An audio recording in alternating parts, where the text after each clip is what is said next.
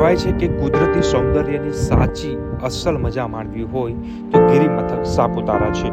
ત્યારે વાત કરીએ તો ડાંગમાં ચોમાસા દરમિયાન જે રમણીય વાતાવરણ છે સર્જાયું હતું। સાપુતારામાં યોજાયેલા મેઘ મલ્હાર 2024 માટે મોટી સંખ્યામાં પ્રવાસીઓ ડાંગ પહોંચ્યા હતા। જેમાં ડાંગમાં જે આવેલો જે ગીરાધોધ સહિતના જે ફરવાલાયક સ્થળો છે ત્યાં પણ પ્રવાસીઓનો ઘસારો જોવા મળ્યો હતો।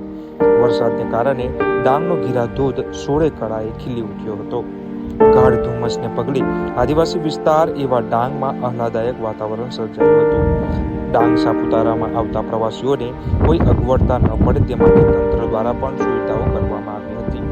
વિશેષ જે ડાંગનો જે ગીરાધોધ છે તે 16 કળાએ ખીલી ઉઠ્યો હતો અને મોટી સંખ્યામાં ત્યાં પ્રવાસીઓ ઉમટ્યા હતા અને ડાંગમાં આવેલો જે ગીરાધોધ છે તેનો વિડીયો અને ફોટો પોતાના ફોનમાં કંડારી રહ્યા હતા અને સાથે જ જે મોટી સંખ્યામાં પ્રવાસીઓ તેમના પરિવાર સાથે મજા માણવા આવ્યા હતા।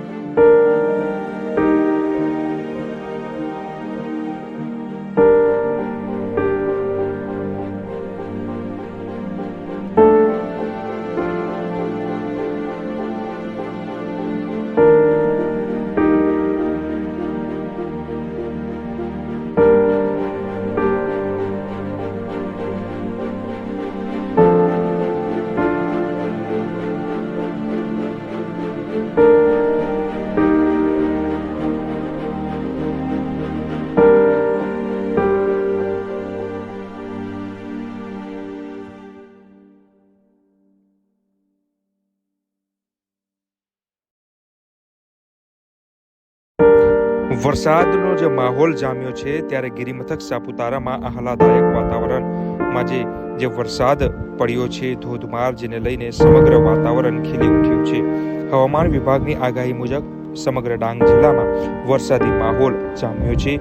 મેઘરાજાએ ધમાકેદાર બેટિંગની શરૂઆત કરી છે તો ક્યાંક ધીમે ધારે તો ક્યાંક ધોધમાર વરસાદ જોવા મળી રહ્યો છે। ત્યારે આ માહોલમાં ગિરિમથક સાપુતારાનું વાતાવરણ જે આહલાદાયક બન્યું છે। જોઈ શકાય છે કે આ જે વાદળ છે તે ધરતી પર ઉતરી આવ્યા છે તેવો નજારો જોવા મળ્યો છે। ત્યારે ધરતી માતાએ સફેદ ચાદર ઓઢી છે તેવા દ્રશ્યો પણ જોઈ શકાય છે।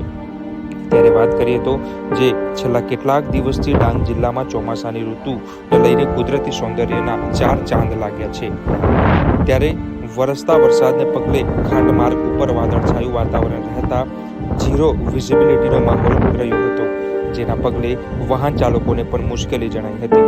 જોકે આજે પડેલા વરસાદને પગલે એક સમય જે તમામ વિસ્તારોમાં